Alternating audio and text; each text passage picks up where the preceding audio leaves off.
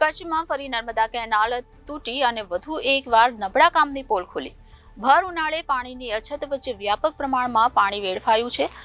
નાની ખાખર અને મોટી ખાખર વચ્ચે કેનાલ તૂટી હતી. નર્મદા કેનાલનું પાણી ખેતરોમાં ફરી વળ્યું હતું, જેથી ખેતરોમાં પાણી ફરી વળતા ખેડૂતો ચિંતામાં મુકાયા. નર્મદાના પાણી માંડવી અને મુન્દ્રા વિસ્તારના મોરકુબા સુધી પહોંચતા ખેડૂતો માટે આશીર્વાદ સમાન માનવામાં આવતા હતા. આજે એ જ પાણીના કારણે ખેડૂતોને નુકસાની ભોગવવાનો વારો આવ્યો છે. માંડવી તાલુકાના નાની ખાખર અને મુન્દ્રા તાલુકાના મોટી ખાખર ગામ વચ્ચે આવેલ નર્મદા કેનાલમાં આજે બપોરે મોટું ગાબડું પડ્યું હતું. આ ગાબડાના કારણે લાખો લીટર પાણી ખેતરમાં ફરી વળ્યું હતું, જેનાથી ખેડૂતોને પારાવાર નુકસાન થયું છે. ભર ઉનાળે પાણીની અછત વચ્ચે વ્યાપક પ્રમાણમાં પાણી વેડફાયું હતું.